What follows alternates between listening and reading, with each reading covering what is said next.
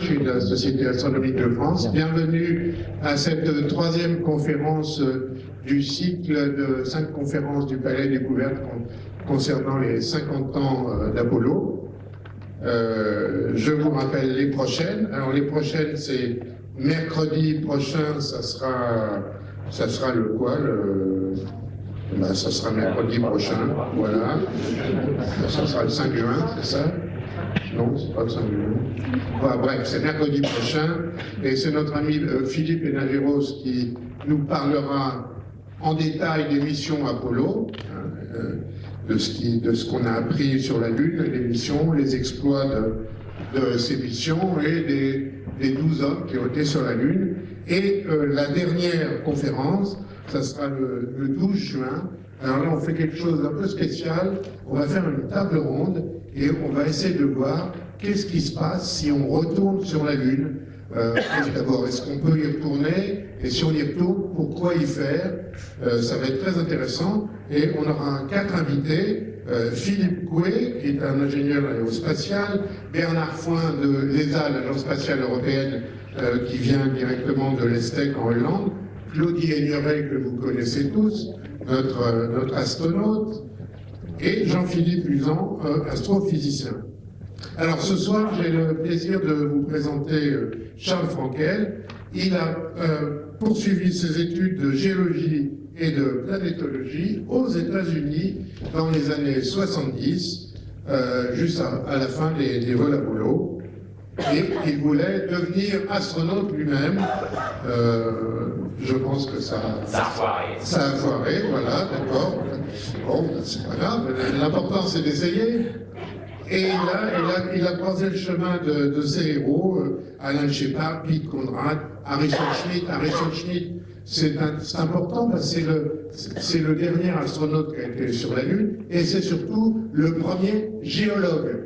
Donc il savait quelle pierre prendre et ramener sur Terre. C'était intéressant. Et lorsque le programme spatial américain ne s'est plus intéressé à l'exploration lunaire, il est revenu en France dans les années 90 pour se consacrer à la vulgarisation scientifique. Et dans les années 2000, il redémarre des projets de vol piloté vers la Lune et Mars. Retourne aux États-Unis pour participer à des simulations dans les déserts chauds et dans les déserts glacés. Je suppose que vous en parlez un peu. Voilà. Pour le compte de la NASA et de la Mars Society, tout en enseignant la planétologie à l'université de Middlebury, dans le Vermont, charmant petit État des États-Unis, dans la Nouvelle-Angleterre. Et son dernier ouvrage s'appelle L'aventure Apollo, que je vous conseille, et je lui passe la parole, car c'est le conférencier idéal pour nous parler justement de ce qu'on a appris des vols lunaires, au point de vue géologique, au point de vue formation de la Lune. Je lui passe la parole. Merci. Merci beaucoup Jean-Pierre Denis. Merci à tous d'être venus en cette, évidemment, veille de vacances. J'espère que vous pourrez partir sur la Lune peut-être. On va faire un petit tour. Alors je laisserai à Philippe Enageros la prochaine fois de faire plus une présentation colorée des exploits des astronautes sur la Lune. On va bien sûr être avec les astronautes sur la Lune, mais on va se consacrer plus à ce qu'ils ont découvert au niveau de la géologie, au niveau des roches, au niveau de pas mal de choses. Et là, bon, c'est là évidemment une des photographies célèbres, parce qu'il faut prendre en compte que ce qu'on apprend de la Lune nous apprend, nous enseigne également des choses sur la Terre. C'est très important, c'est un couple. Et un couple d'autant plus intéressant que sur Terre, à cause de l'immense activité géologique et érosive à la surface de notre planète, on a perdu les premières centaines de millions d'années de l'histoire de la Terre. Comme vous le savez, les roches les plus anciennes préservées tapent dans le 3,9 milliards d'années sur 4,5. Il manque 600 millions, quand même. Et on a un grand avantage avec notre compagne la Lune, c'est qu'elle s'est figée dans le temps. Elle a au contraire enregistré ce qui s'est passé au début justement pendant ces 600 millions d'années, les premiers, qui nous manquent. Donc, c'est une pièce du puzzle qui est hyper importante pour comprendre ce qui s'est passé dans la création du système solaire, en particulier de la Terre et de la Lune. Car, comme vous le savez déjà, mais je vais un peu le répéter, l'origine de la Lune est assez extraordinaire. Alors, la première chose dont il faut quand même parler, sans même s'y poser, c'est que la Lune est criblée de cratères. Et il faut également se souvenir qu'à l'époque de la préparation des vols Apollo, c'est-à-dire le début des années 60, les géologues n'étaient pas du tout certains de ce que c'était. Il y avait vraiment deux camps qui se sont battus très longtemps. Certains disaient que c'était des cratères d'impact, chose rare à découvrir sur Terre parce que l'érosion terrestre les efface très vite. Et à l'époque, on ne connaissait que 3-4 cratères d'impact sur Terre. Le meilleur cratère en Arizona, et encore, son origine théorique n'avait été prouvée qu'en 1959, c'est-à-dire après les premiers vols juste avant les premiers vols de l'homme dans l'espace. Et il y avait beaucoup de géologues qui ont dit que c'était des volcans. Donc, une des premières leçons quand même qu'il faut savoir des vols Apollo, c'est qu'en se posant et en étudiant les cratères lunaires, on a eu la certitude que tous sont formés par des impacts d'astéroïdes, de comètes qui ont bombardé la Lune. Et ça a été une grande révélation, parce que, justement, par rapport à nous, on a commencé à comprendre que nous aussi, on avait été bombardés de façon aussi intense. Parce que la Lune, c'est une autre cible. Nous, on se prenait, je crois que c'est 17 fois plus d'impact que la Lune, la superficie de la Terre est à peu près 16 ou 17 fois plus grande que celle de la Lune, y compris un facteur correcteur, parce que le puits gravitationnel de la Terre est un petit peu plus important. Donc, la Terre ressemblait à la Lune, à un moment donné de son histoire. Se prenait des impacts. Ça, c'est le cratère Manicouagan au Québec, qui fait, la couronne, elle fait à peu près 80 km de diamètre. C'est un réservoir, d'ailleurs, il y a une station hydroélectrique, donc ils ont utilisé la douve autour du renflement central pour collecter de l'eau, et il y a un barrage hydroélectrique derrière. Je ne sais plus d'ailleurs dans quel sens, peut-être c'est par là. Et bien en fait, le cratère devait être légèrement plus grand, il devait faire à peu près 100 km de diamètre. C'est pas le plus grand sur Terre. Il a comme âge, au fait, lui, il a dit 214 millions d'années. Pour vous représenter, c'est l'époque du Trias, c'est les dinosaures qui gambadent, les grands reptiles. Et j'en profite pour dire que, évidemment, ces impacts ont eu une influence énorme sur le monde vivant, puisque, comme vous le savez, un cratère un impact plus grand encore, il y a 66 millions d'années, est tenu responsable pour la grande extinction de la biosphère à l'époque, y compris l'extinction de tous les dinosaures non volants, non aviens. Bien sûr, en France, on a fait perdurer l'hypothèse parallèle que c'était des volcans qui avaient contribué, etc. Ce n'est pas le sujet de cette conférence, mais je vous dirai simplement en passant, non, les volcans n'ont eu aucun effet. Alors, cela étant, c'est un débat. Mais ils perdurent en France, dans le reste du monde, on n'y pense même plus. Bon, il y a quelques-uns, allez, pas méchant. Alors, maintenant, on va se poser sur la Lune. Alors ça, c'est les cratères. Vous avez également les taches, les grandes taches sombres, qui sont les taches de la Lune, où on reconnaît un visage humain, ou tout ce que vous voulez, et que Galilée avait appelé, mais avant lui, d'autres avaient appelé des mers, Maria, parce que ce qui est sombre sur Terre, l'expérience qui est sombre, c'est l'eau, ce qui est clair, c'est la roche, les continents. Donc, très longtemps, on a pensé que c'était des mers d'eau. Évidemment, c'est pas de ça du tout qu'il s'agit. Les premiers astronomes à analyser la polarisation, par exemple, de la lumière, comme chez nous Bernard Liot ou Dondolphus, dans les années d'après-guerre, ont déjà pu prouver à distance que c'était du basalte, ou en tout cas des cendres volcaniques. Donc, restait à le prouver, facile, on s'y pose. Et c'est pour ça d'ailleurs qu'Apollo 11, alors c'est pas que pour ça. Apollo 11, dont on fête le 50e anniversaire, c'est clair que c'était une prouesse technique, dangereuse, il fallait se poser dans un endroit plat. Scientifiquement intéressant, d'accord, mais d'abord s'en sortir vivant. Donc on a justement ciblé une partie plate de la Lune, une mer de lave. Et donc c'est pour cette raison qu'Apollo 11 s'est posé en bordure de la mer de la Tranquillité. Et d'ailleurs, j'ai pris une phase de la Lune qui est à peu près celle de quand ils se sont posés. On se pose sur la Lune au lever du jour, à l'endroit où on se pose sur la Lune. Et vous voyez que là, ça c'est le jour, ça c'est la nuit. Le Soleil, comme vous savez, quand vous regardez les phases de la Lune, va découvrir progressivement toute la face tournée vers nous. Et pourquoi est-ce qu'on se pose au lever du jour? Parce que pour le pilote, il faut qu'il y ait des ombres. Comme vous savez, au lever du jour ou à l'inverse le soir, le Soleil est bas et tous les reliefs projettent des ombres. Et ça c'est très important parce que si vous posez à midi, le pilote n'a aucune idée du relief. C'est plat. L'insolation, il n'y a pas d'ombre et vous pouvez ne pas voir un trou, une butte. Alors que là, voici effectivement maintenant en Razmot pris à partir du LEM d'Apollo 11, voilà effectivement leur site d'alunissage et vous voyez toutes les ombres projetées. Ils ont le Soleil évidemment dans le dos. Ils ne font pas évidemment se poser à contre-jour, ils ont le Soleil dans le dos, et vous voyez les remparts des cratères ou les ombres derrière des collines, et d'ailleurs ils ont un très joli alignement pour les guider. Vous voyez des chenaux, qu'on sait maintenant sont des anciens chenaux de lave, éboulés, peut-être que c'était des tunnels, qui se sont éboulés, maintenant on voit tout leur parcours, des rides, alors ça c'est ce qu'on appelle des rides de compression.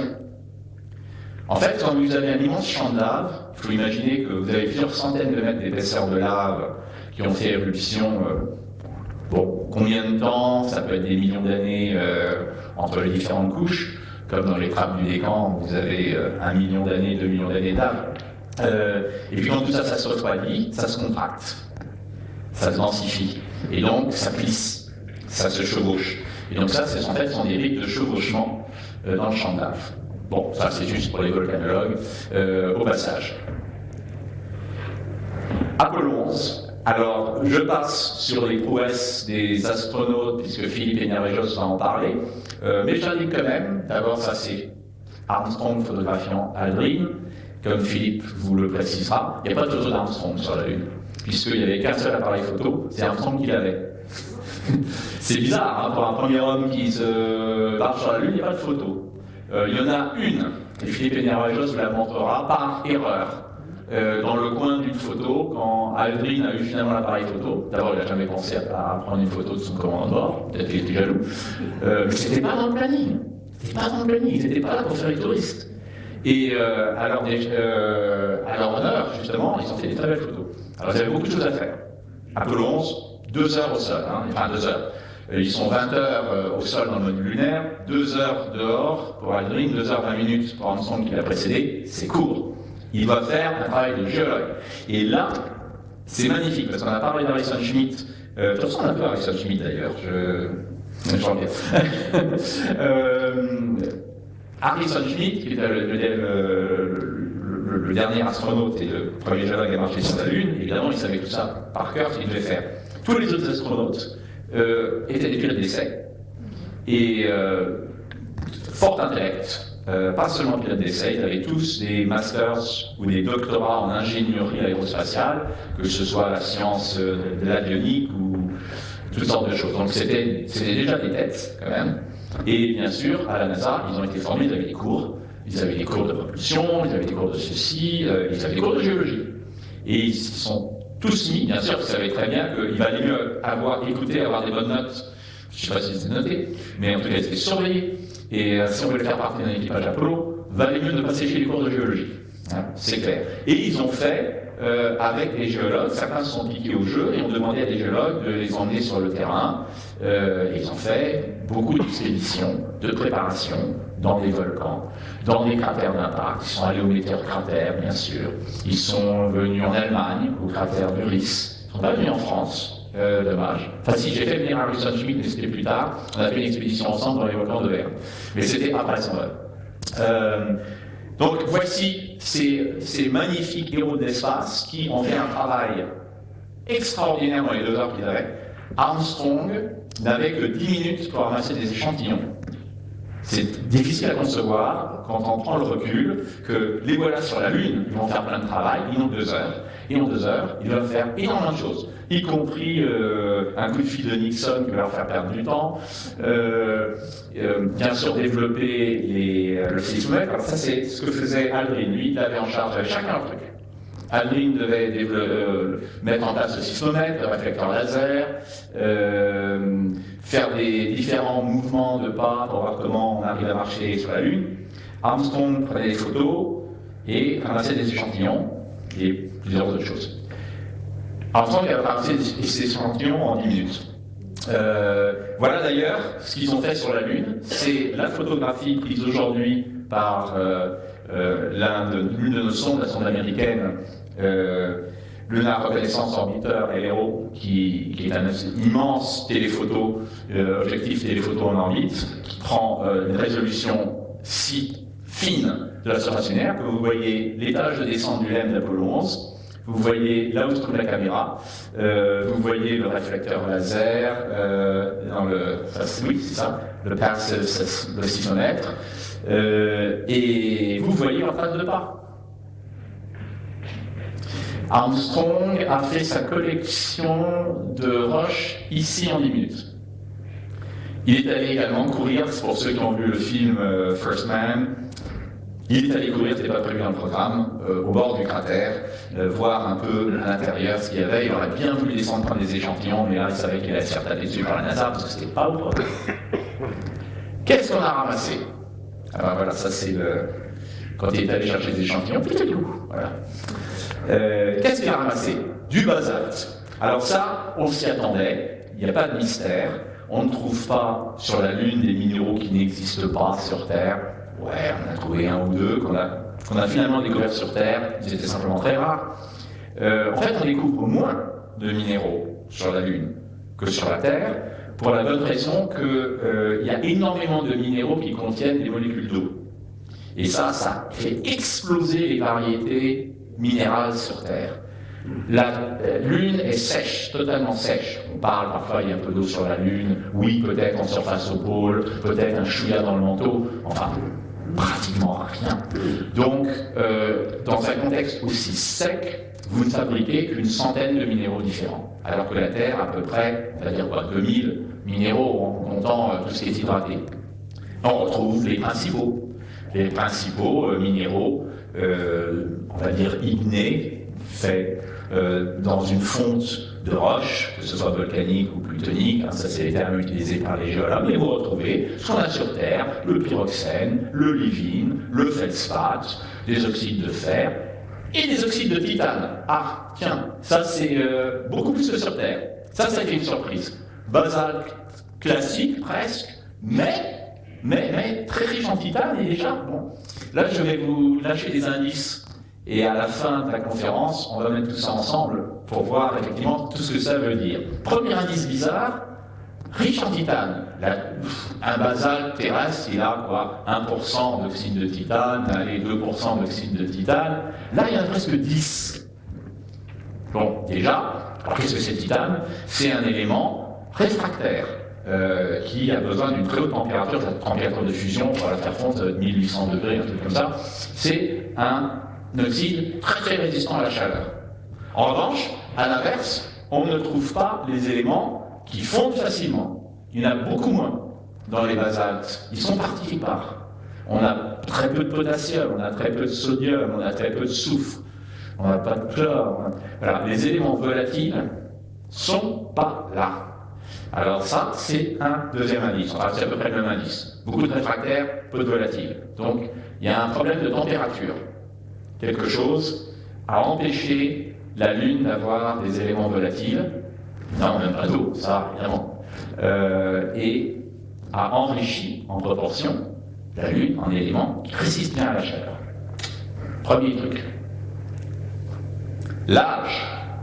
Alors là, daté au laboratoire, ce qu'on ne pouvait pas faire sans y aller, il fallait bien sûr amener des roches pour pouvoir les dater au laboratoire par radiochronologie, en faisant de savants dosages d'éléments qui se désintègrent, de leurs éléments phi, etc. L'uranium, plomb, le lithium, strontium, le potassium, argon, etc. On pèse l'élément de départ et l'élément qui reste, on connaît le taux de désintégration au laboratoire, règle de 3, on en déduit l'âge du capitaine. Et avec ça, donc, on a 3,7 milliards d'années. C'est déjà très vieux. Bon, boum, du premier coup, c'est aussi vieux que les plus vieilles roches terrestres. On est bien arrivé au musée, c'est ce qu'on pensait. Donc, ça ne surprend personne. Alors, Apollo 12. Apollo 12, c'est seulement 5 mois plus tard, juillet, août, septembre, octobre, novembre, 4 mois plus tard. Personne ne se souvient d'Apollo 12. Si j'avais pas mis, oui, enfin, les fans de la conquête spatiale, oui. Mais pour une bonne raison. On est blasé. Ils sont déjà posés sur la Lune. On a les feux de l'amour sur l'ocean. Donc voilà. La caméra de télévision est tombée en panne. Ah, zut. Donc, si vous étiez amis à la radio, là, vous avez tout suivi. Si vous aimiez la télévision, vous n'en souvenez pas. Et pourtant, c'est un des meilleurs équipages, les plus sympathiques, etc. Bon. Hein?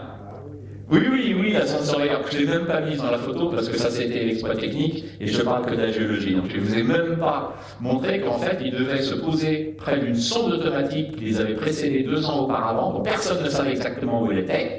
On avait fait des calculs en regardant les photos qu'elle devait être dans un petit cratère, etc. Il fallait que Conrad mémorise parfaitement, parmi tous les cratères, et rien ne ressemble plus à un cratère qu'à un autre cratère, dans cette trajectoire d'alunissage. D'ailleurs, il gueule à la radio. Alors, à la différence d'un pont et la Green qui disent pratiquement rien, quand vous entendez Pete Conrad se poser sur la Lune, ça vaut le déplacement. Alors là, il dit « Mais je le vois, mais c'est extraordinaire !» Il est bien sûr, il dit en anglais « I can't believe it, right in the middle, where it had to be !» Voilà, il est en train de se poser, alors qu'il doit penser quand même à se poser vivant. Hein. Donc, ça a été un équipage génial. Alors, j'ai eu la chance de bien connaître Pete Conrad, qui est un joyeux luron. Alan Bean et Pete Conrad est décédé, hélas, à l'âge de 70 ans, d'un accident de moto. On ne change pas les amateurs de vitesse. Alan Bean est mort très récemment. Il avait la particularité d'être un peintre, un artiste peintre, et il a peint énormément de toiles de la Lune en acrylique quand il est revenu sur Terre. Lui, il était grand amateur des impressionnistes, il est beaucoup venu en France, à Giverny, etc. Voilà. Alors Apollo 12, retournons à la science. Il se pose également dans un champ d'Arc. Ça, c'était la mer de la tranquillité. Il se pose de l'autre côté, on va dire dans le secteur ouest de la Lune, qui est cet immense champ d'Arc qu'on appelle l'océan des tempêtes, avec également ça qu'on appelle la mer des pluies, qui est, on voit bien qu'il y a eu un impact, c'est circulaire, là aussi ces mers-là sont rondes. Alors qu'est-ce que ça veut dire? Ça veut dire que ce sont des bassins d'impact d'astéroïdes d'autrefois qui ont été envahis plus tard par des laves. Mais tout le monde n'était pas d'accord là-dessus. Hein. Au départ, il y en avait beaucoup qui pensaient que ça, c'était ce que les impacts avaient fondu. C'était pas de la lave qui venait de profond dans le manteau terrestre, comme nos basaltes, mais que c'était une fonte instantanée de la croûte lunaire lors de l'impact. Et c'est vrai qu'avec Apollo 11, 3,7 milliards d'années, c'est à peu près l'âge estimé des bassins. Donc on se disait, ouais, c'est peut-être ça. Pas là, parce que là, on va trouver que c'est 3,2 millions d'années. Alors, 1 milliard d'années, pardon. Ça, c'est des belles photos prises Pete Conrad photographiant Alan Bean, son pote. Là, il a pris d'ailleurs un tube d'échantillon de sol. Vous avez le reflet de Pete Conrad dans son casque, dans le casque d'Alan Bean. Et voilà un peu. Alors là, dans le précédent, je ne vous avais pas dit que finalement, Armstrong et Aldrin ne se sont éloignés qu'à 20 mètres, 15-20 mètres du LEM. C'est-à-dire qu'ils ont opéré dans un rayon plus petit que cette salle quand ils ont fait leur échantillonnage et ils ont mis leurs appareils. Jusqu'en Armstrong a couru jusqu'au cratère, là il a fait 50 mètres. Mais ce n'était pas prévu au programme. D'ailleurs, quand on regarde son électrocardiogramme, on se demande qu'est-ce qui se passe, parce qu'il sprint. Là, ils font plusieurs centaines de mètres tout autour de là où ils se sont posés. Alors, ils se sont posés ici, non. C'est là, le lunaire, il y a pas. Ils développent des appareils et ils ont 3 sorties. Non, 2 sorties. Ils ont 2 sorties pour maintenant de 2 fois 4 heures. Donc on est passé de 2 heures d'exploration de la Lune à 8 heures. Pas mal. Donc ils font le tour. ils trouvent plein de choses intéressantes. Alors ils trouvent des basaltes, à nouveau, on est dans une mer de basalte, on trouve du basalte.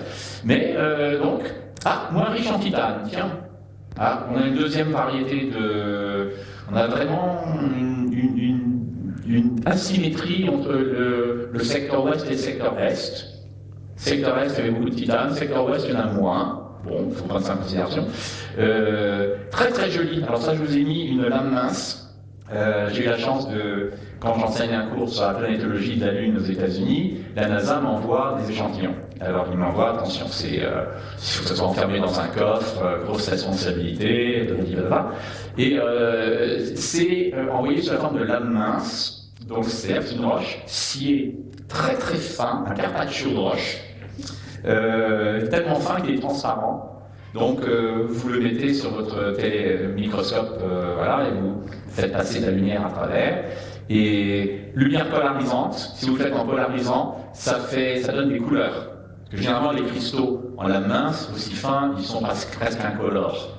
Mais là, quand vous les regardez au microscope polarisant, vous avez toutes sortes de couleurs qui vous indiquent quel est le minéral en particulier. Vous avez, par exemple, quand vous avez un beau vert opalescent comme ça, c'est de l'olivine ou du pyroxène. Et quand vous avez des petites bandes noires et blancs, plutôt en forme de baguette, c'est du feldspath, qui est très très commun sur Terre, on va en reparler. Très riche en silicium, en aluminium, c'est le minéral le plus courant sur Terre. On donnait un coup de pied dans un caillou, généralement on dit c'est du quartz, non c'est pas du quartz, c'est du feldspath.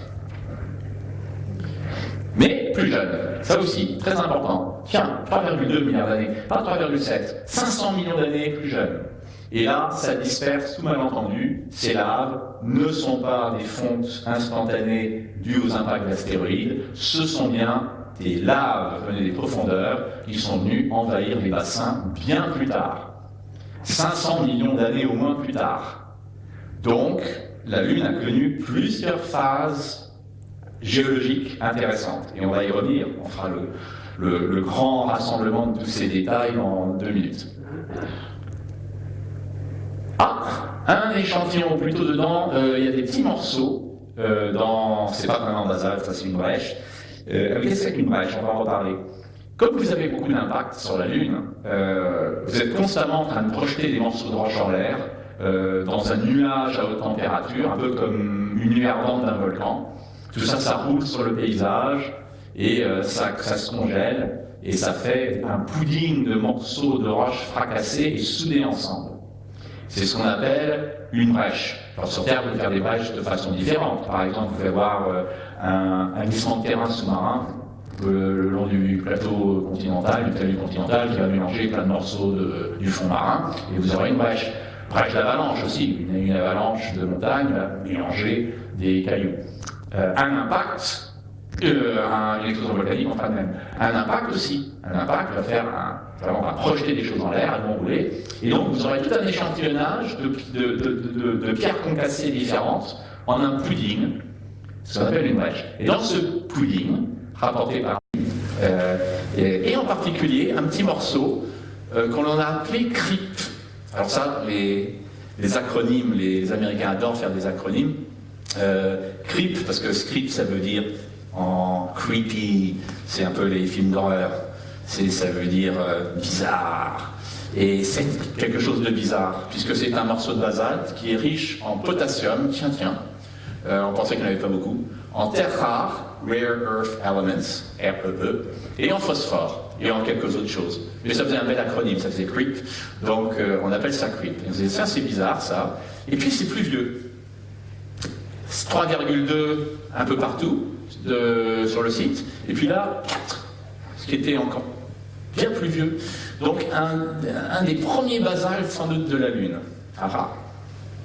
Également, le CRIP est riche en uranium, et ça c'est important. On va se rendre compte que finalement, quand le manteau a décidé à fondre progressivement pour faire des éruptions volcaniques en surface, là où il y avait beaucoup d'uranium, il a commencé. Donc c'est normal que les premières roches à faire éruption sur la Lune étaient riches en uranium, finalement, puisque c'est ce qui les a fait fondre en premier lieu. Autre chose hyper intéressante, Déjà, dans les rushs d'Apollo 11, on avait trouvé ce truc, et c'est encore plus évident pour Apollo 12, et ça sera pour toutes les autres roches. Quand vous regardez les basaltes, vous regardez par exemple les terres rares, justement. Bon, il se trouve que cette roche-là en a beaucoup, puisqu'on l'a appelée pas un peu par ce nom, mais bon, tous les basaltes ont ces éléments que l'on sait sur Terre nous intéressent pour les semi-conducteurs et les choses comme ça. C'est des noms à dormir debout. Hein, je vais parler que de celui-ci. L'europium, qui est un élément assez rare. Et l'europium, il n'y en a pratiquement pas. Vous avez une courbe ici de concentration. Alors, bien sûr, il n'y en a pas beaucoup hein, par rapport à tous les éléments abondants comme le fer, le calcium et tout ça. Mais c'est tout petit, il n'y a pas beaucoup. Mais là, quand vous arrivez à l'élément europium, il n'y en a pratiquement pas. Il y a une carence en europium. Est-ce que je l'ai marqué? Ouais, j'ai marqué. Il y a une carence en europium. Vous dites, oui, et alors mais ça vous dit quelque chose, c'est bizarre, quoi. Alors il se trouve que l'europium est un élément incompatible. C'est un élément qui se plaît nulle part. Il est gros, il a plus de charge électrique ionique que les autres, que ses compagnons. Donc aucun cristal n'aime l'accepter, parce qu'il est trop gros pour entrer dans le réseau cristallin. Donc il le fait vraiment qu'à la dernière minute, quand il y a de la place. Sinon il reste un peu à l'arrière. Et pareil, il y en a un qui l'accepte. Il y en a un qui l'accepte, c'est le feldspath. C'est le feldspath. Mais là, il n'y en a pas. Bizarre. Je vous laisse réfléchir. Apollo 14, encore un équipage très intéressant. Alors j'ai eu la chance de connaître, surtout au bistrot, au bar, Alan Shepard, qui était le premier Américain à voler dans l'espace et qui a été le commandant de bord d'Apollo 14. Et Ed Mitchell et Stuart Troussat, ses deux compagnons. Ed Mitchell s'est posé avec lui sur la Lune. Alan Shepard, une fois son premier vol réussi pour la NASA en 61, a été mis à pied parce qu'il a un problème médical à l'oreille interne, une perte d'équilibre. Et donc il a été mis à pied, ce qui pour un pilote ou un astronaute est extrêmement frustrant. Donc on l'a recasé à Houston, chef des astronautes. C'est gentil, chef des astronautes, mais quand on ne vole pas, hein, on a les boules. Et donc il ne fallait pas trop le croiser. Monsieur Alan Shepard faisait la pluie et le beau temps. Si vous étiez astronaute, il valait mieux pas le croiser dans un couloir. Vous faisiez une blague, il vous droit du regard. Vous ne faites pas de blague, il vous droit du regard aussi. Donc de toute façon, vous ne pouvez pas gagner. Et heureusement, un beau jour, Alan Shepard est tout souriant parce qu'il a trouvé un docteur qui a une technique pour guérir son problème, son syndrome à l'oreille interne, qui était la maladie de Ménière, donc une surpression de fluide dans l'oreille interne. Il est guéri et il arrive à Houston, tout content. Bon, ben, allez, je commande le prochain vol. Puisque je suis le chef des astronautes, je m'octroie le prochain vol, qui était Apollo 13. Et là, le quartier général dit, oh là là, pas si vite, ça fait longtemps que tu n'as pas volé, pour ne pas dire t'es un peu vieux, t'as besoin de t'entraîner, ça sera pas Apollo 13, hein, ce sera Apollo 14. Il a quand même du bol, puisque comme vous savez, Apollo 13 a eu un accident. S'il avait volé sur Apollo 13, il y passait aussi, hein, c'était un défaut d'un réservoir. Donc, heureusement, il n'a pas fait Apollo 13, il a fait Apollo 14. Et pour tous ceux qui se moquaient de lui derrière lui, parce qu'il valait mieux pas se moquer de lui devant lui, sinon vous ne voliez plus. Pour tous ceux qui se moquaient de lui derrière son dos, il a réussi l'alunissage le plus précis de tous les astronautes Apollo. Il s'est posé à 20 mètres de sa cible. Voilà. Donc, à l'âge de pratiquement 50 ans, 49 ans. Donc, à l'époque, c'était vieux. Aujourd'hui, c'est jeune pour un astronaute. Apollo 14, alors il se pose, on dirait qu'il se pose tout près d'Apollo 12, et c'est vrai, mais il se pose sur une situation différente. Apollo 12, on est en pleine mer de lave, mais à côté, on est dans du clair, c'est-à-dire les continents, les hautes terres qui n'ont pas été envahies par de la lave, et en plus, on n'est pas loin du bassin Imbrium, gros impact d'astéroïdes, qui a projeté, merci, qui a projeté plein de débris partout sur la Lune, y compris pas mal ici. Et d'ailleurs, c'est un peu ce qu'on pensait. On allait se poser là pour étudier ça, parce que c'est super intéressant. Un gros impact comme ça a dû faire gicler des roches de très profond dans la Lune. Et donc, elles les a envoyées. On n'a pas besoin de faire des tirs de mine ou de creuser des galeries. On y a accès si on va justement sur ces débris qui ont été projetés. Et ça constitue des collines qu'on appelle la formation Framuro. Ça, c'était parce que c'est près d'un cratère qui porte ce nom-là. Et donc, c'est au pied de ces collines-là que va se poser Al Shepard et Ed Mitchell. Et ils ont beaucoup de travail, parce que c'est plus quelques centaines de mètres. Maintenant, ils vont faire une vraie randonnée. Là, on passe à... on reste 5 heures, on fait à nouveau 2-3 randonnées, et on fait 2 kilomètres. Donc là, on commence vraiment, et ce n'est pas un véhicule, non. C'est une espèce de carte de golf, un caddie de golf qui doivent tirer derrière eux, avec tous les instruments dessus. Un truc de fou, parce que dans la faible gravité lunaire, ça rebondit à chaque bosse, enfin c'était n'importe quoi. Mais bon, ils ont essayé. Ils sont un peu perdus sur la Lune d'ailleurs. Ça, c'est les traces justement donc du caddie qui traînait avec le lemme. Super.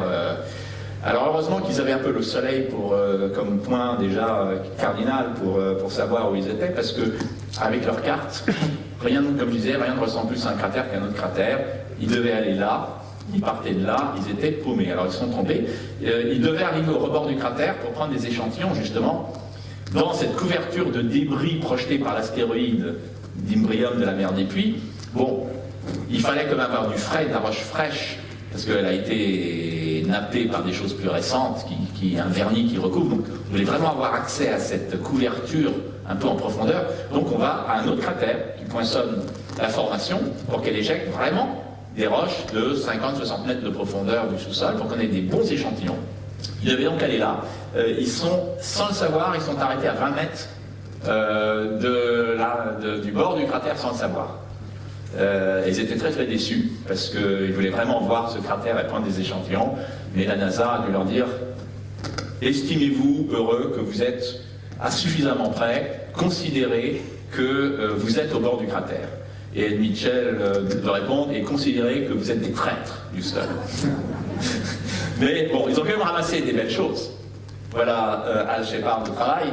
Là, c'est avec un tube, une carotte, parce qu'ils ont également pris des carottes de sol sur jusqu'à 2-3 mètres de profondeur. Voilà le caddie qui devait traîner. Mais surtout, ils ont trouvé des roches très intéressantes. Alors à nouveau, évidemment, des brèches. Des brèches, c'est-à-dire, effectivement, c'est un impact d'astéroïde qui a fait rouler des cailloux ensemble, etc., et les a soudés en un pudding. Là, ils ont vraiment eu de la brèche. Hein. Alors, et c'est pas que du basalte, c'est tout ce qu'il y avait dans la croûte lunaire qui était fracassé. Donc un échantillonnage merveilleux en quelques gros cailloux, y compris Big Bertha, qui faisait pas loin d'1 kilo, l'une des roches les plus lourdes à porter dans les bagages. Et donc, alors là, il y a plein de choses à trouver dedans. Et ça, c'est ce que vous montre une brèche. Si vous la regardez justement à la main, sans lumière polarisée, vous voyez tous les petits fragments qui viennent de roches différentes, des minéraux fracassés ou des morceaux de roches ayant plusieurs minéraux qui ont été soudés ensemble. Et puis là où c'est noir, c'est une masse vitreuse qui les soude ensemble. Donc ça c'est bien, plein de trucs intéressants. Et en particulier, vous venez d'apprendre la nouvelle récemment, c'est cette année, on a trouvé un morceau de terre dans la roche lunaire. Un morceau, on dit une felsite, un truc qui ressemble à du granit, un petit fragment, qu'on disait chimiquement ça colle pas, ça peut pas être la Lune, pour plein de raisons, parce qu'il y avait des zircons particuliers qui ne se forment qu'à une certaine pression, c'était des zircons, à une certaine pression qui ne correspond pas à la pression des entrailles de la Lune. Il fallait que ça soit la forte pression des entrailles de la Terre qui ait créé ce zircon. Et donc, on sait que ce fragment vient de la Terre. Et en fait, autant la Lune se fait bombarder, comme vous savez, autant la Terre se fait bombarder, et il y a des morceaux qui giclent dans l'espace et qui frappent la Lune. Et donc, vous avez quelques fractions de pourcents à la surface de la Lune, des roches, qui sont des roches terrestres. Et un donc, a échoué dans ce pudding, il a été ramassé lorsqu'il y a eu le grand impact. Donc, il date, puisqu'il date d'avant l'impact, puisque le pudding a été fait pendant l'impact. Donc, tous les éléments du pudding étaient d'avant l'impact. Et il a 4 milliards d'années, à peu près. Et on n'a pas de roches terrestres aussi... C'est des roches terrestres les plus vieilles, et donc il faut aller sur la Lune pour la trouver. Donc ça c'est assez marrant, pour vous montrer comment la Lune est véritablement un musée du couple Terre-Lune. Alors Apollo 15, et puis ensuite on fera le bilan. Je vais sauter Apollo 16 et 17, qui sont des superbes missions, y compris celle d'Harrison-Schmitt, mais parce que Philippe Linéaire-Josse en parlera, et ils n'ont rien fait de plus, ils ont fait mieux que les missions précédentes, mais ils n'ont pas apporté de révélations vraiment supplémentaires. Apollo 15 était celle qui a apporté les plus belles révélations, on va dire. Un équipage commandé par David Scott, Jim Irwin et Hal Worden. Alors je les ai tous connus et Hal Worden est encore vivant. David Scott aussi. Oula, excuse-moi David. Il y a que Jim Irwin qui est décédé assez tôt d'ailleurs dans sa carrière, des problèmes cardiaques. Et en fait, il avait passé tous les tests de la NASA, personne ne s'était rendu compte qu'il avait un problème cardiaque. C'est assez étonnant quand même, parce qu'ils ont été tellement filtrés, on leur avait passé tellement de tests, et Irwin est passé à travers. Et il a eu d'ailleurs une petite crise cardiaque sur la Lune. Incroyable. Pour plein de raisons. D'abord, évidemment, le stress, la charge de travail. Et puis, avant le vol, on les avait gavés pendant une sortie sur le terrain. Il faisait très chaud en Arizona. On les avait gavés de boissons à électrolytes. Je vous dirai pas la marque, mais des boissons énergisantes censées vous équilibrer, sauf pas du tout équilibrant, puisqu'on leur a ôté le potassium. Et donc, ils sont arrivés avec un déficit de potassium sur la Lune. Et donc, évidemment, l'entretien cardiaque, c'est pas bon. Et effectivement, Jim Irwin, à la fin de ses marches lunaires, a eu un problème, un moment d'épuisement, et les docteurs à Houston se rendaient compte qu'il était en train de faire un infarctus, tout simplement. Un mini-infarctus sur la Lune, mais il ne pouvait rien faire. Il ne leur a même pas dit ce qui se passait, d'ailleurs. Simplement, Irwin se sentait très fatigué, etc. Et le docteur de la NASA de dire, oui, de toute façon, on ne peut rien faire pour eux, et ils ne pourraient pas être dans de meilleures conditions, ils sont en soins intensifs. Ils sont en 0G avec de l'oxygène pur. Enfin, un 6e de G, et un oxygène pur. Que veut le peuple? Donc, bon, il est revenu vivant, mais il a eu des problèmes plus tard, cardiaques. Alors, Apollo 15 s'est posé en bordure finalement, de la mer des pluies, dans un petit golfe, qu'on appelle d'ailleurs le marais de la putréfaction. Ils ne sont pas tous très jolis, les noms de choses sur la Lune. Mais un endroit absolument super. Voici en plan large, donc un golfe de la mer des pluies à l'intérieur des montagnes qui entourent les montagnes qui ont été rehaussées par ce gigantesque impact qui a formé la mer des pluies, le bassin Imbrium. De temps en temps je dis Imbrium, de temps en temps je dis mer des pluies parce que c'est le mot latin. Ce gros impact a soulevé donc de la croûte tout autour, et donc voilà la croûte, des morceaux, et à l'intérieur des laves sont venues s'épancher plus tard. Voici le gros plan, une mer de lave avec un superbe chenal qu'on appelle Hadley Rill en anglais, mais on peut dire chenal ou sillon Hadley en français, serpentant au pied des Apennins lunaires, puisque ces montagnes autour des grands bassins d'impact ont des noms, et on leur donne souvent des noms terrestres. Les Alpes, les Caucases, les Apennins. Pas des petits, pas des taupinières, hein. Attention. Ça, c'est le mont Hadley, c'est le Mont Blanc. Il fait plus de 4000 mètres. Hein, mine de rien. Hadley Delta, plus petit, je crois 1500. Allez. Cratère d'impact, alors à nouveau, tout ce que vous voyez, c'est cratère d'impact. Bon, ils auraient bien voulu aller voir ce complexe-là, non, c'était plutôt celui-là. Non, c'était celui-là. Ils auraient bien voulu aller, ou celui-là, je m'en rappelle plus. Il y en avait un qui pensait être des volcans. Mais bon, ils n'ont pas eu le temps d'y aller. Puis de toute façon, comme je vous dis, c'est pas des volcans. Il y en a quelques-uns sur la Lune qui ont des formes volcaniques qui sont des volcans, mais ils sont hyper rares. Pour une bonne raison, c'est que la lave est tellement fluide sur la Lune très très riche en métaux, très pauvre en silice, elle s'épanche à très haute température, c'est comme de l'huile. Ça coule partout, et donc essayer de bâtir une monticule avec de l'huile. Bon, c'est un peu le truc. Il y a juste quand le débit s'écrangle en fin d'éruption, vous avez très peu de magma qui monte. À ce moment-là, comme il se refroidit vite, parce qu'il n'est pas entouré par plein de nappes incandescentes autour de lui, s'il se refroidit vite, il va devenir pâteux, et là, il va arriver à la tension à la monticule. Mais sinon, c'est du sirop d'érable. Hein. Cratère d'impact. Celui-là, Philippe vous en reparlera également, mais il est marrant. C'est cratère d'impact. Alors, les astronautes et les géologues, justement, sur la foi de ce qu'ils avaient appris dans des missions précédentes, ils commençaient à avoir une idée de comment résoudre le paradoxe de l'europium, cet élément qui manquait à l'appel dans les basaltes. Les géologues se sont dit, mais en fait, s'il n'y a pas d'europium dans le fond, à quelques centaines de kilomètres de profondeur, là d'où viennent les basaltes, quand ils font éruption, c'est qu'il est ailleurs, cet europium. Et où est-ce qu'il peut être? Ben, justement, comme il est incompatible, il y a un des seuls trucs dans lequel il rentre, c'est dans le feldspath. Ce minéral arrive à l'accepter. Donc ils se sont dit, et le feldspath, c'est un minéral léger qui flotte dans un bouillon. Alors en mettant tout ensemble, ils se sont dit, et si la Lune avait été fondue en un immense océan de magma sur plusieurs centaines de kilomètres de profondeur, les minéraux lourds, quand ça aurait commencé à cristalliser, seraient coulés au fond. Les minéraux légers comme le feldspath seraient montés faire une écume en surface et faire la croûte de la Lune. Et en fait, c'est là où est l'europium. C'est que la croûte blanche, qu'ils n'avaient pas encore échantillonnée vraiment, puisqu'ils s'intéressaient qu'aux mers de lave noire, la croûte blanche devait être en fait l'écume d'une grosse marmite, d'un océan de magma qui faisait des centaines de kilomètres de profondeur. Et donc, ils disaient, on va les trouver. Apollo 15, on va dans les montagnes, on va trouver, on va trouver de l'anorthosite dans les montagnes. L'anorthosite, c'est le feldspath, c'est un nom du feldspath. On va trouver une forme de feldspath particulière, riche en calcium, etc., qu'on appelle l'anorthosite. Et ils ont fait des paris.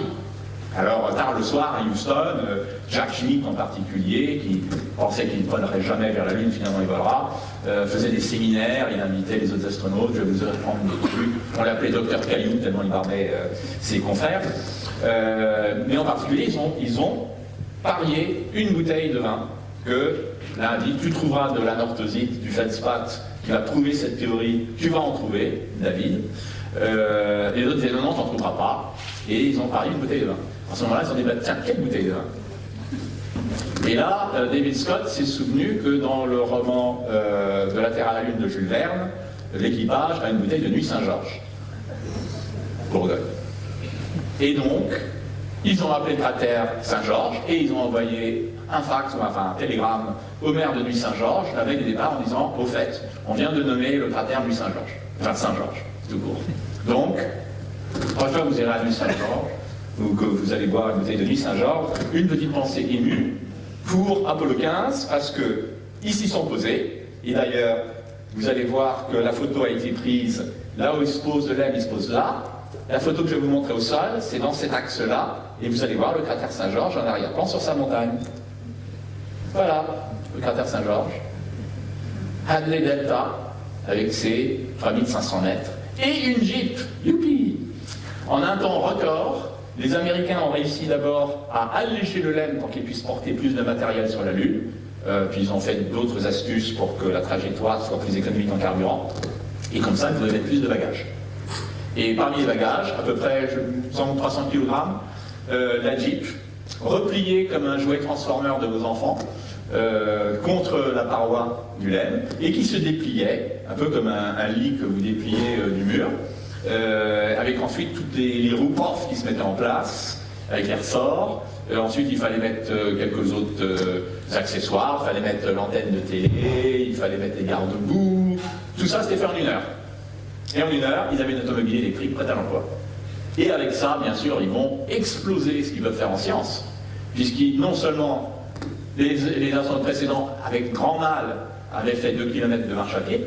Là, ils vont faire, pendant leur séjour sur la Lune, chaque équipage, 15, 16 et 17, vont faire 30 km en Jeep, en 3 sorties de 10 km chacun. Alors ils vont jusqu'à 5 km et ils reviennent. Le jour d'après, 5 km dans un autre sens et ils reviennent. Pas plus de 5 km, parce que si jamais elles tombent en panne, il faut que c'est calculé pour qu'ils puissent revenir à pied, avant que leur réserve en oxygène, évidemment, s'amenuise, puisqu'ils ont à peu près 6 heures d'oxygène. Alors d'abord, le chenal de lave. Magnifique, une des plus belles photos Apollo. Noir et blanc. Alors pourquoi noir et blanc? Parce qu'en fait, on est au temps des photos argentiques, c'est pas le numérique, hein, on est d'accord, et vous avez des pellicules noir et blanc, vous avez des pellicules couleur. La pellicule noir et blanc a un grand avantage, elle est plus fine en pixels, en résolution, elle est plus piquée. Vous avez plus de détails, le grain est plus petit, le grain chimique de votre émulsion. Donc, on privilégie la photo noir et blanc, d'autant plus que la Lune n'a pas beaucoup de couleurs. Quand même, hélas. Mais ils ont quand même des magazines couleurs. De temps en temps, ils vont en perdre une. Apollo 12 a perdu un magazine couleur. Ils l'ont laissé au pied du LEM. Alors vraiment, quand on est touriste déjà, qu'on oublie sa caméra, on est bien emmerdé. Mais alors quand on fait le voyage jusqu'à la Lune et qu'on oublie la péloche, bon, c'est arrivé. Donc là, on a plus de photos noir et blanc que couleur. Donc, superbe, très piqué, cette vue noir et blanc, dans l'enfilade du chenal de lave très ancien, c'est pour ça que les versants ne sont pas pentus, il y a plein d'éboulis, c'est très grand. Alors on ne se rend pas compte, mais sur la Lune, on n'a pas d'idée des distances. D'abord parce que vous n'avez pas d'échelle, vous n'avez pas une maison, vous n'avez pas un sapin. Bon, déjà, c'est déjà un problème. Puis en plus, comme il n'y a pas d'atmosphère, vous n'avez pas... notre cerveau est habitué à ce que ce qui est près est net, et ce qui est loin est flou, parce qu'il y a la brume, il y a l'atmosphère, il y a la pollution, surtout Paris, tout ce que vous voulez, entre vous et l'horizon. Donc vous savez, ça c'est près de moi, ça c'est loin de moi. Là vous ne savez pas. Et donc, là, je ne sais pas à quelle distance, voilà, mais là, je peux vous dire que la largeur, c'est 1 kilomètre. On dirait, oui, il y a 100 mètres, là, hein, il y a 1 kilomètre de bord à bord. Et là, c'est pas des petits cailloux, ça fait la taille de maison. Donc, le chenal. Alors, le chenal, bah, c'est du basalte. Alors, c'est du basalte, et puis, ils ont ramassé des très jolies billes volcaniques, vert émeraude. Et ça, en fait, c'est l'équivalent de fontaine de lave. Chez nous, vous savez que quand une lave est riche en gaz, elle va projeter des particules de magma à moitié fondues dans l'air qui vont retomber sous la forme généralement de ce qu'on appelle chez nous de la pouzzolane ou des lapillis, enfin vous avez toutes sortes de noms, des petits morceaux irréguliers, bulleux, avec des petites bulles dedans. Là, vous êtes dans le vide lunaire. Alors c'est un peu différent, et vous faites des billes, parce que dans le vide, les choses se mettent en boule. Donc vous avez des jolies billes de basalte. Alors là, elles sont vertes, parce qu'elles sont assez riches en magnésium. En fer et en magnésium. Magnésium surtout. Magnésium. Et d'ailleurs, je ne vous le montre pas, mais Harrison Schmitt, le géologue, sur son site, a trouvé des billes oranges. Et parce qu'elles étaient riches en titane. Parce que lui s'est posé du bon côté où il y avait beaucoup de titane. Et ainsi de suite. Donc, très jolies petites billes. Si vous voulez les voir sur Terre, il faut aller au Stromboli, il faut aller à Hawaï, voir des fontaines de lave. Très vieilles, très anciennes, évidemment. Toutes les laves. Là, à nouveau, on est du côté pas jeune des laves. Avec Apollo 12, on était dans le 3,2, mais là, on est retourné dans le 3,7 milliards d'années. Ouais, c'est ça, 3,7, il me semble. J'ai un petit doute. Bon, bref. Et oui, ils ont trouvé, voilà, ce qui va leur permettre d'avoir une bouteille de Louis Saint-Georges.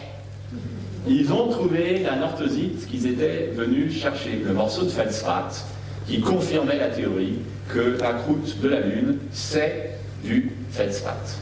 Alors là, quand ils sont tombés là-dessus, en plus sur un piédestal, alors Jim Irwin, pour lui, c'était la révélation divine. Déjà, il commençait à être un peu croyant, mais alors là, ça a explosé. Il est revenu, il a fondé une mission évangélique, il va partout prêcher que la Terre a été formée il y a 6000 ans, alors qu'il a rapporté une roche de 4 milliards d'années. Enfin, bon. Ça, c'est le paradoxe. Donc, anorthosite, feldspath, quoi. Ça, oui, ça, c'est un calibrage couleur, parce que vous ne savez pas comment votre pellicule va réagir dans le vide avec les radiations et tout ça, et donc vous voulez étalonner les photos que vous prenez pour avoir la vraie couleur. Parce que vous savez quelles sont les vraies couleurs de la palette quand elle a quitté la Terre, et donc par rapport, ensuite, vous pouvez faire les ajustements photographiques de votre émulsion, traitement pour avoir la vraie couleur. C'est quand même très gris, on est bien d'accord. Là, voici sur Terre. C'était pas un petit morceau, hein. Alors, tout de suite, les journalistes, évidemment, ils étaient au courant de ce qu'ils venaient chercher et tout ça. Ils ont appelé ça la roche de la Genèse, Genesis Rock, vraiment un morceau de cet océan de magma primitif qui a présidé à la création de la Lune il y a plus de 4 milliards d'années. Alors, on a trouvé des roches plus vieilles, hein, mais celle-là, on a un peu plus de 4.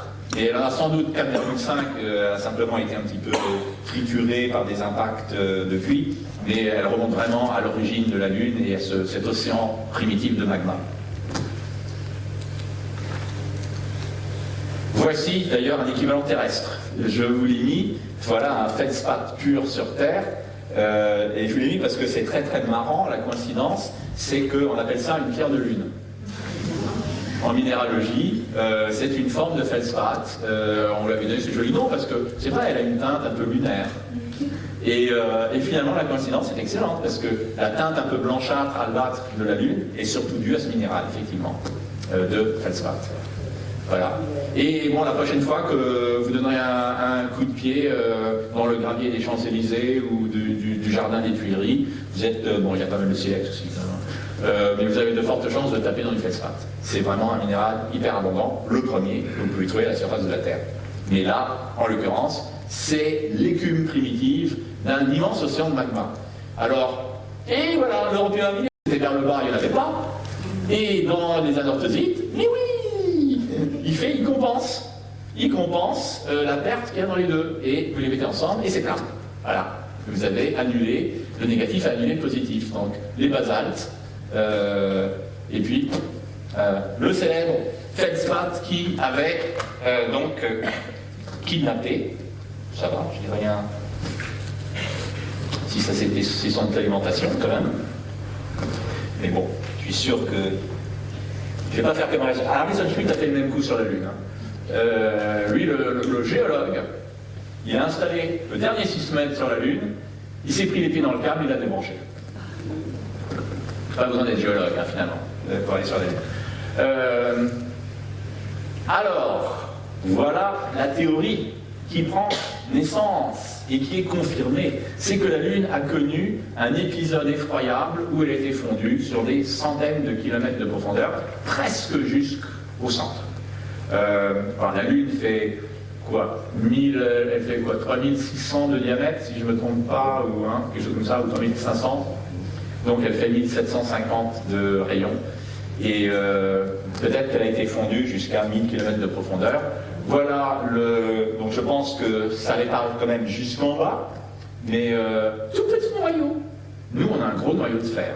Nous, c'est comme si on était une pêche avec un très gros noyau de fer. Et là, c'est plus comme quel est le fruit qui a un tout petit noyau. Pensez à un autre fruit qui a un tout petit noyau. Non, les litchis sont gros. Mirabelle, voilà, Mirabelle. Tout petit noyau, beaucoup de chair. La Lune, c'est ça, tout petit noyau et beaucoup de minéral. Le noyau, c'est du fer pratiquement pur. Et quand vous avez une planète qui est très très chaude, à moitié en fusion, le fer coule au fond. Il en reste. La preuve, c'est qu'on a du fer déjà dans nos veines, c'est le cas de le dire, hein, puis c'est de l'hémoglobine, on a du fer partout, on l'utilise dans l'industrie. Mais la grande majorité, elle coule au fond. Donc ça fait un noyau, mais bizarre, la Lune a un petit noyau. Mais bon, on va y revenir. Mais en tout cas, voilà un peu la théorie. C'est, à un moment donné, il y a un océan de magma. Alors pourquoi? Ça va falloir l'expliquer. Et puis, ça commence à cristalliser. Alors, en refroidissant. Donc, des cristaux, comme quand vous refroidissez de l'eau, vous allez avoir des cristaux de glace se former dans votre eau et progressivement envahir et solidifier toute votre eau. Pareil pour un magma. Vous refroidissez le magma, il se refroidit naturellement, hein. Puis au bout d'un moment, il y a un cristal qui va naître, puis un autre, puis ils vont s'enchevêtrer. Alors si le cristal est lourd, il coule, et s'il est léger, il flotte. Et c'est pour ça que vous avez donc les cristaux lourds, alors olivine, pyroxène, qui vont couler,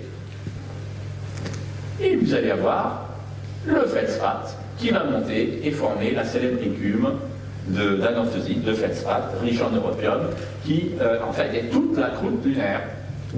Là où elle existe encore, puisque ensuite on va bombarder ça avec des astéroïdes, on va faire des trous. Mais bon, s'il n'y a pas de trous, ça ressemble à ça. Bon, c'est bien ça. Alors maintenant, est-ce qu'on ne peut pas tout mettre ensemble pour avoir une théorie de comment la Lune s'est formée? Parce que ça, c'était un mystère qui taraudait les géologues quand ils sont allés sur la Lune. D'où vient la Lune? Parce que c'est pas banal la Lune quand vous y pensez. Est-ce qu'il n'y a pas une autre planète rocheuse dans le système solaire qui a une Lune? Mercure n'en a pas, Vénus n'en a pas, Mars, deux petits astéroïdes capturés de 30-40 km, ça compte pas, des cacahuètes, et ça, voilà, on a fait le compte, ça c'est des planètes rocheuses. Ensuite, vous avez les grosses planètes de gaz, Jupiter, Saturne, Neptune, qui ont des lunes, mais voilà, parce que c'est des immenses boules, il y a eu le temps qu'il y ait des boules qui se forment autour des boules, enfin bref, et vous avez des lunes, mais il n'y a pas que ça. La Lune est très étrange pour plein d'autres raisons. Elle a quand même beaucoup d'énergie à tourner autour de la Terre. Elle ne tourne pas loin de la Terre. Elle ne tourne pas loin de la Terre. Et quand vous y pensez, elle est à 384 000 km en moyenne, mais elle était beaucoup plus proche autrefois. Elle s'éloigne, il y a des effets de marée qui fait qu'en 4 milliards d'années, 4,5, elle s'est éloignée de la Terre progressivement. Mais si vous remontez le film à rebours, elle était plus proche. Ce qui a donné lieu à plein de théories pour expliquer sa formation. En particulier, George Darwin, qui était le fils de Charles Darwin, le célèbre spécialiste de l'évolution. George Darwin lui-même était un sacré scientifique, mathématicien, astronome, spécialiste des marées, qui est un truc mathématiquement très compliqué. Et il avait fait ses calculs à rebours, avec les effets de marée, etc.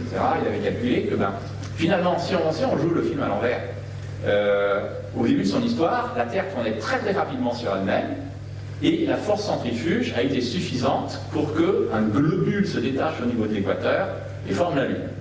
Ça, c'était la théorie de Darwin. Pas bête. Pas bête, quand on y pense, quand on fait les calculs, ouais, c'est assez plausible. Bon, alors, on s'attendait à prouver cette théorie. Il y avait une autre théorie qui disait peut-être que la Terre et la Lune sont simplement des sœurs jumelles. Il y avait un nuage de matière à cette distance-là du Soleil. Bon, il y a eu deux condensations de matière qui ont formé les deux boules côte à côte, et donc elles devraient avoir d'ailleurs la même composition chimique. C'est pas le cas. Ou alors, la Lune avait été capturée par un assaut.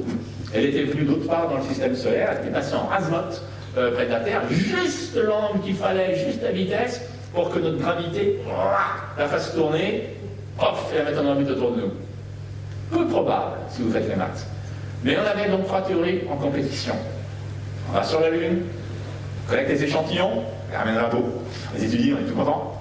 Rien ne colle. Aucune théorie ne marche. Ni la première, ni la seconde, ni la troisième. Vous avez alors un océan de magma initial. Ça, il faut le prendre en compte, ça c'est prouvé. On sait qu'il y a eu un océan de magma. Donc ça, il faut l'expliquer. Peu d'éléments volatiles. Vous avez dit, hein, pas d'eau, pas de soufre, pas très peu. Des éléments réfractaires, en revanche, en quantité. Bon. Signature isotopique terrestre, qu'est-ce que ça veut dire? Ça veut dire que, bon, il y a des différences élémentaires. Vous avez plus de titane dans les roches lunaires, moins dans les roches terrestres, d'accord, ok. Mais quand vous regardez la composition intime de chaque élément, soit le titane, soit l'oxygène, etc., vous avez une façon de savoir d'où ça vient, ce qu'on appelle les isotopes, parce que chaque atome, chaque élément a plusieurs versions, plus ou moins lourdes, avec un ou deux neutrons en plus, qui fait que, par exemple, vous savez, le carbone 14, vous avez toujours entendu parler du carbone 14, il y a le carbone 12, le carbone 13, le carbone 14. Il se différencie par un neutron de plus, deux neutrons de plus. Or, les proportions à l'intérieur d'un élément, par exemple du carbone, combien de pourcents vous avez de carbone 12, de 13 et de 14, dépend de l'endroit où vous êtes né dans le système solaire. Parce que quand le Soleil était en train de, dans sa folle jeunesse, en train de tout souffler, etc., autour de lui, vous avez une décantation les isotopes les plus légers sont plus chassés que les éléments plus lourds, etc. Et donc vous faites des bandes de différentes valeurs de vos isotopes. Donc, d'après les isotopes, vous pouvez savoir où vous êtes né dans le système solaire. Et là, c'est pratiquement la même chose que la Terre. Mais pas tout à fait. Alors ça, c'est embêtant. Si ça avait été la même chose, on a une vraie réponse. Mais c'est une réponse de Normand. C'est ni oui ni non. Oui, c'est presque, mais pas tout à fait. Ça, les scientifiques détestent. Le pas tout à fait. Donc, mystère. Pourquoi? Presque exactement, mais pas tout à fait. Beaucoup d'énergie de mouvement, je viens d'en parler. La Lune tourne autour de la Terre, a énormément d'énergie de ce fait qu'elle doit à quelque chose. Au départ, elle en avait encore plus, puis elle en a perdu par friction de marée en ralentissant la rotation de la Terre. Donc au départ, elle était douée d'énormément d'énergie.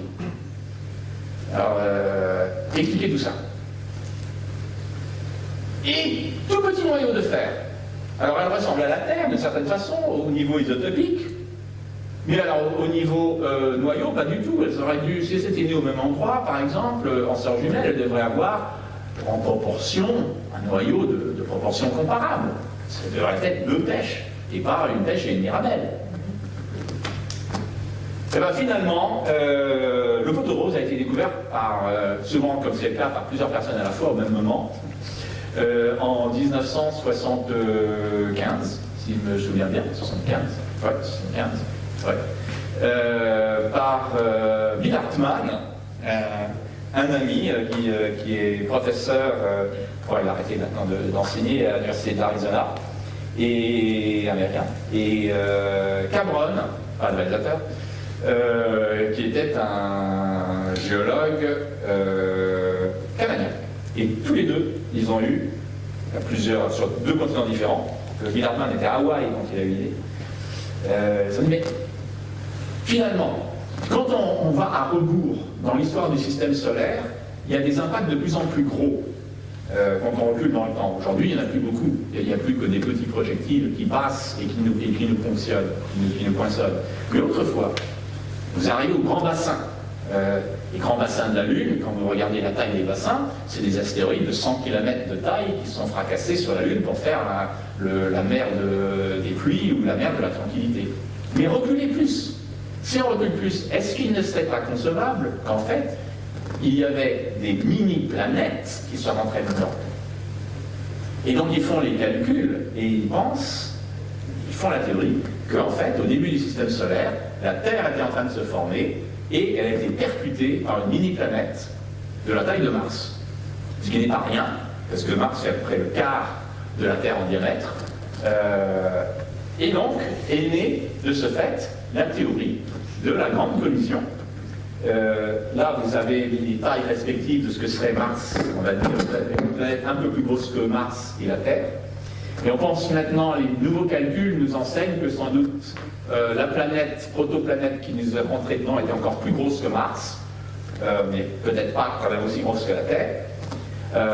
Et elle se serait pulvérisée en un anneau de débris autour de la Terre, qui rapidement se serait rentré dedans, cet anneau, pour créer la Lune. C'est la théorie, et pour le moment, elle est vraie, jusqu'à ce qu'elle soit prouvée fausse. Car comme vous savez en science, on fait des théories, et la façon dont la science fonctionne, c'est que vous faites une théorie, et elle n'est bonne que le temps qu'elle n'a pas été démontrée fausse. Ça, c'est le reste. Quand on fait quelque chose d'autre, ça s'appelle un dogme. Oui, question, on va y venir rapidement parce qu'on est pratiquement à la fin, mais allez-y. Je peux poser une question? Oui, oui, oui. Ça vous dérange pas? Non, allez-vous. Je crois qu'il y a eu des calculs informatiques qui ont étayé cette approche. Oui, les calculs informatiques. Et j'aurais En dû 1975, l'informatique n'existait pas encore. Exactement.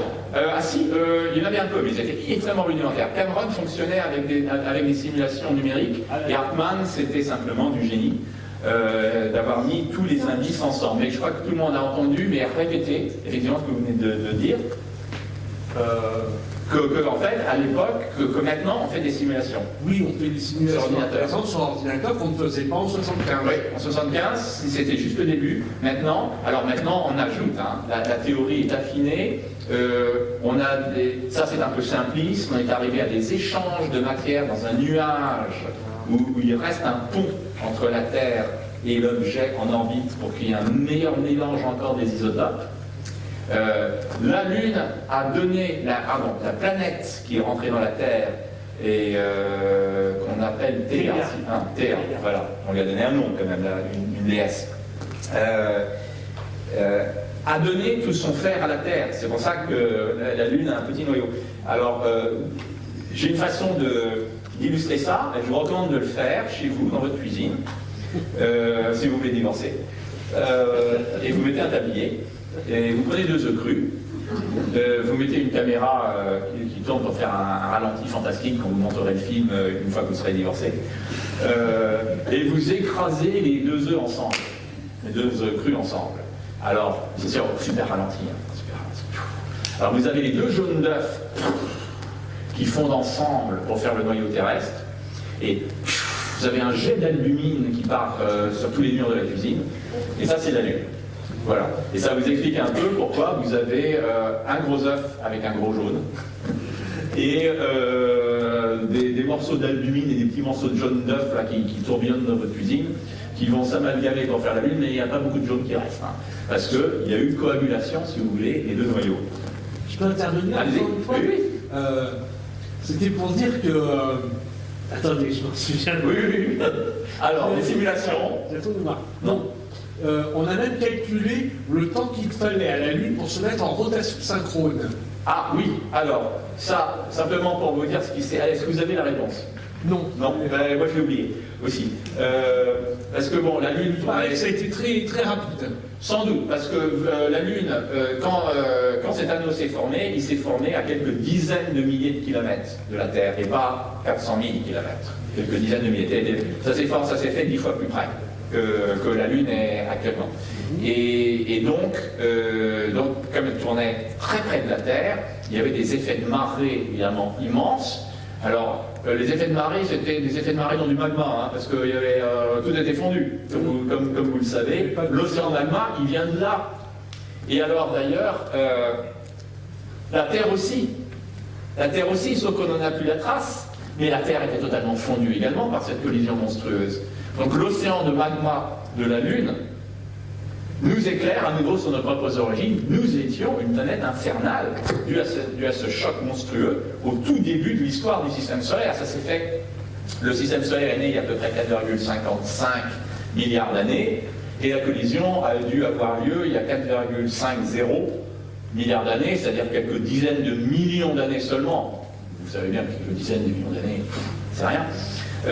Après l'origine du système solaire, c'était vraiment tout au début. Et tout au début, c'était très grave. Il valait mieux pas être là, mais évidemment. Heureusement, la vie n'était pas encore apparue. Cela étant, la vie est apparue assez vite. C'est une fois que cet enfer est passé, puis à une époque qu'on connaît très peu sur Terre, parce que justement, on n'a pas de reste de roches pour nous éclairer sur ce qui se passait. On appelle ça le AD1 en géologie, pour Hadès, le dieu des enfers. On peut comprendre que finalement, c'était assez infernal, parce que non seulement il y avait eu cette collision primitive de 2 planètes, mais ensuite, vous allez être bombardé. Vous continuez à être bombardé par on avait reculé le film dans le temps, et c'est comme ça que Hartmann avait compris qu'au début, ça pouvait être énorme. Ensuite, ça s'est calmé, mais c'était toujours des gros blocs qui restaient, qui tournoyaient autour du Soleil, qu'on ramassait. On était vraiment la voiture balai. Chaque voiture balayait et ramassait tout ce qui traînait encore de la formation du système solaire. Donc vous avez eu impact sur gros impact sur gros impact, et là, comme je vous disais, c'était des machins de 100 km.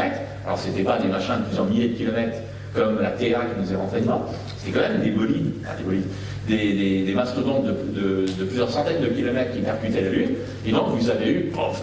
Alors ça pleuvait dru, et donc il a fallu un moment pour que la Lune et la Terre se calment, et que l'eau qui restait, vaporisée en une espèce d'immense brouillard, une atmosphère très chaude autour de la Terre, finisse par se condenser et faire un océan. Et il a fallu attendre sans doute il y a 4 milliards d'années, c'est-à-dire 500 millions d'années après le début du film, pour que ça se calme suffisamment pour qu'on ait un océan, et on a les premiers sédiments marins, effectivement, on en a, qui font 4 milliards d'années. Je crois que c'est dû aussi aux orbites de Jupiter et de Saturne. Zut, je ne l'ai pas mis. Si. Non, j'ai peut-être pas mis la diapo. Alors, attendez, parce qu'on va continuer, effectivement. Alors là, on s'est dit, on appelle ça le grand bombardement. Oui. Mais on va y venir, justement. Puisque quand on est allé sur la Lune, quand on a daté effectivement les chaînes de montagnes soulevées par les grands impacts, les brèches qui ont roulé sur les sites qui ont été échantillonnés, on tombe pratiquement systématiquement sur l'âge de l'impact, parce qu'on peut le mesurer. On sait que la roche a été fracassée il y a tant de temps parce qu'elle a perdu du gaz à ce moment-là, enfin des façons radiochronologiques de le calculer. Ça tombe toujours 3,8, 3,9, 3,85 systématiquement. Et donc les planétologues ont émis une hypothèse, ce qu'on appelle le grand bombardement, qui serait que, en fait, il y a eu d'abord l'océan de magma, soit, etc. Puis les choses se sont calmées.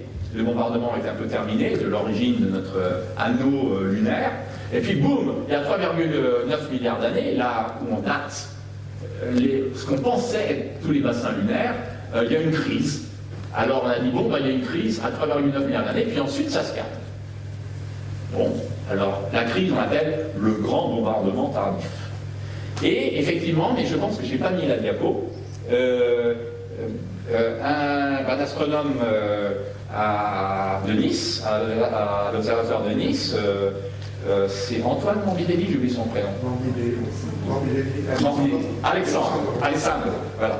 Alexandre Morbidelli a fait des simulations sur ordinateur et en mettant toutes les planètes qui tournaient, est arrivé à la conclusion qu'il y avait une chance sur pas mal de chances, parce qu'il y a plein de ces simulations qui n'ont rien donné, ou qui a donné des âges différents. Mais une de ces simulations dit que, ah oui, à peu près à 600 millions d'années après la création des planètes, c'est-à-dire à 3,9-3,8 milliards d'années, on a une situation où les planètes entrent en résonance l'une avec l'autre, c'est-à-dire qu'elles font des orbites qui sont des multiples en années.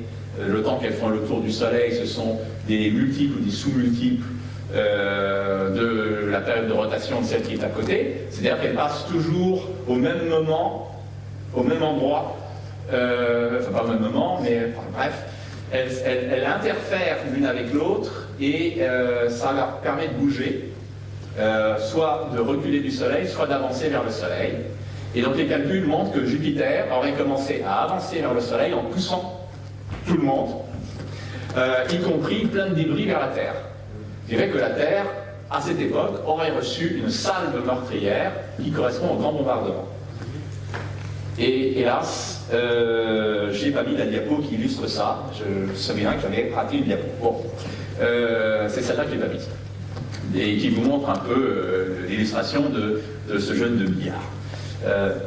Mais c'est basé sur une hypothèse. C'est basé sur le fait qu'on pense que tous les bassins sont nés il y a 3,9, 3,9, 3,9, 3,9, 3,9. Parce qu'on échantillonne partout, on échantillonne un grand élément en 3,9. Donc on pensait que c'est tous les bassins. Eh bien non, sans doute que non. Les impacts se seraient estompés progressivement, ils ne seraient pas tous à 3,9. D'ailleurs, je reviens en arrière. Ça, c'est la théorie où ils tapent tous à 3,9.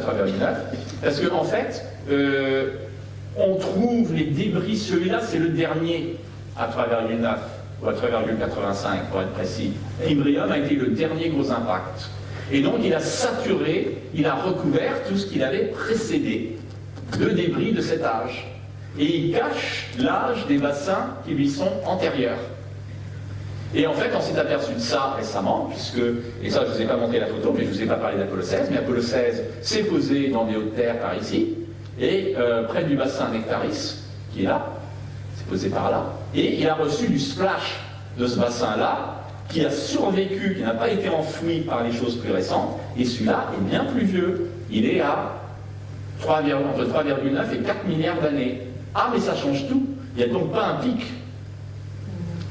Il y a en fait simplement un bombardement progressif Là, j'ai laissé en filigrane pour que vous voyez à la même échelle l'ancienne théorie, mais en fait non. Bombardement, et puis au bout d'un moment, quand il n'y avait plus rien, ça a commencé à décroître.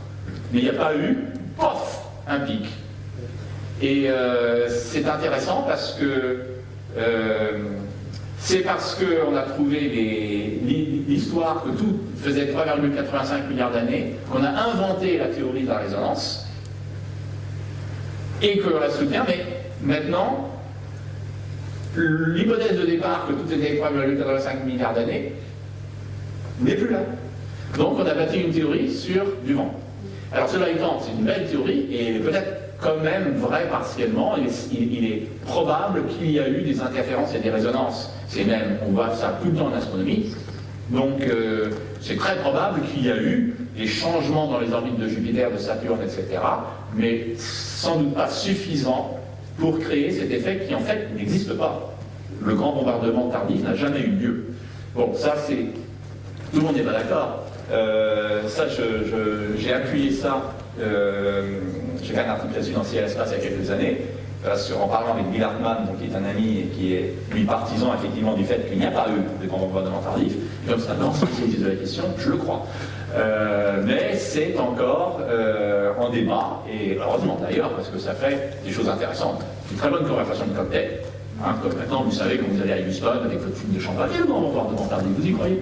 C'est très bien à placer dans la conversation. Donc voilà où on en est. C'est intéressant aussi parce qu'on pense que le grand bombardement, justement, a duré plus longtemps. Il s'est arrêté un peu avant sur la Lune, il a continué un peu, parce que la Terre, ayant donc 17 fois plus de chances de se prendre un grand impact que la Lune, on s'est pris des grands impacts sur Terre plus tard que la Lune encore. Et on commence à en avoir la trace, puisqu'on trouve encore des gros cratères d'impact. Il y a 3 milliards d'années. Voici une brèche d'impact en Afrique du Sud, à Barberton. On trouve également à Pilbara en Australie. On trouve des couches de sphérules d'impact de gros astéroïdes, beaucoup plus récents qu'on n'aurait jamais imaginé. Donc la Terre était un endroit très très dangereux jusqu'à quand même très tard dans son histoire. On pouvait presque remettre à zéro le fil de la vie. Et c'est peut-être pour ça que la vie évoluée a commencé vraiment à se développer avec les méduses, etc., qui est un peu plus d'1 milliard d'années, puis ensuite la révolution du Cambrien, il y a juste 500 millions d'années, parce que, en plus des problèmes climatiques, parce qu'il y a eu des gros coups de gel, etc., sur l'océan terrestre à l'époque, les bombardements, ça a continué. Hein. Et alors, ces cratères-là, on ne les trouve plus, ceux à 3 milliards d'années, 3,5, parce que bon, il reste plus grand-chose de cette époque-là sur Terre, la tectonique des plaques et tout ça. Pardon, on va s'arrêter. Et celui-là, ça c'est un des derniers gros cratères sur Terre, 2 milliards d'années, très des fortes, 300 km de diamètre quand même. Donc effectivement, hop là. Ah ouais, bon, je vous mets ça, on n'a pas le temps pour... J'allais vous mettre un petit film, mais on n'a pas le temps, c'est mieux de faire des questions-réponses. Donc voilà, ça c'est mon coup de pub. Aventure Apollo, on en a parlé. Donc je remets la diapo là-dessus. Et place aux questions. C'est vrai que, ouf, j'étais un peu trop long. Moi qui pensais avoir fait court, mais non. Ouais.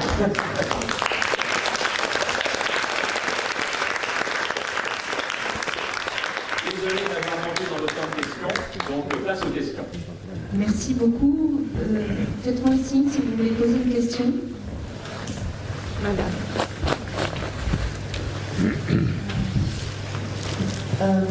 Je suis là. Oui, bonjour. Bonjour. Vous avez parlé vous avez exposé que vous montrez des indices, puis après vous arrivez à la théorie. Ouais. Et en fait, moi, j'ai pas compris. Vous avez dit qu'il y avait peu d'éléments volatiles et beaucoup de réfractaires, et j'ai pas compris le lien avec la théorie. Ah oui. Alors c'est parce que lors de la collision, effectivement, lors de la collision de Théa avec la prototerre, vous avez fondu ce qui est parti en orbite pour former la Lune dans une fournaise, c'était à l'état plus ou moins gazeux. Les choses volatiles se sont échappées de ce nuage incandescent. Sur Terre, vu la gravité, la grosse boule, elle a pu maintenir les éléments volatiles dans sa masse. C'est pour ça qu'on n'a pas perdu tant que ça d'eau, de souffle, etc. Mais dans ce qui est giclé en orbite, sous très faible gravité, et de façon incandescente, là il y a eu une décantation. Il n'a été gardé dans ce nuage de façon préférentielle que les éléments qui n'avaient pas encore totalement fondu, ou alors c'était rapidement recristallisé, on va dire, alors que les choses qui étaient volatiles sont parties.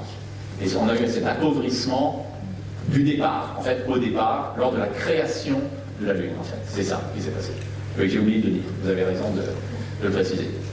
Et c'est ce qui explique que le noyau de la Lune soit tout petit.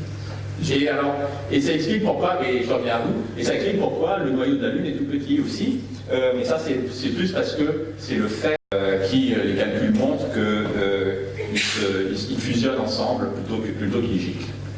Question? Oui, quelque chose m'a échappé pendant que c'est encore sur l'écran. Si vous dites que la Lune a continué à être bombardée au-delà de 3,9, oui. Comment se fait-il que les bombardements successifs aient pu être recouverts par la trace du 3,9? Oui, non, en fait, c'était dans l'autre sens que je voulais dire. C'est que, en fait, le 3,9, le 3,8, oui, pardon. Il a continué à être bombardé, mais par des objets beaucoup plus petits. Oui. Donc, ils n'ont pas recouvert, ou qui n'ont recouvert que de façon locale, la couverture d'Imbrium de 3,85 milliards d'années. Tous les impacts après ont été trop petits. D'ailleurs, on ne voit pas de bassin plus jeune, très grand. Imbrium est apparemment le dernier gros morceau qui frappe la Lune. Et les autres qui frappent la Terre, bon, ils étaient quand même relativement petits. Enfin, petits. Ben oui, c'est relatif, mais c'est quand même grand comme impact. Ah oui. Même si c'est beaucoup plus petit qu'à 3,9, oui. Ça doit laisser quand même des traces. Donc, sur Terre?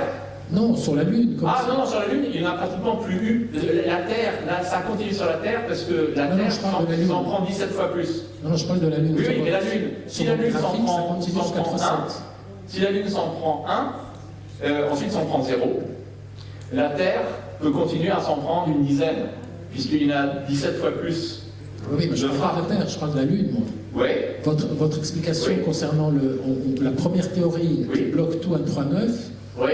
Elle commence parce qu'on ne trouve plus de traces après.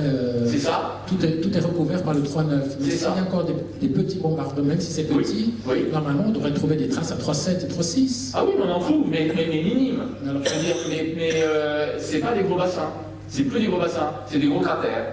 Par exemple, le cratère Copernic, voilà, c'est la dimension beaucoup plus petite. C'est un astéroïde qui devait faire 10 km ou moins de taille, et effectivement, il a frappé, lui, on l'a daté avec Apollo 12 parce qu'on a une minerai d'éjecta de Copernic qui traverse le site des astronautes, qu'ils ont ramassé, et là, ça tape, ça fait du 800 millions d'années, 0,8 milliards.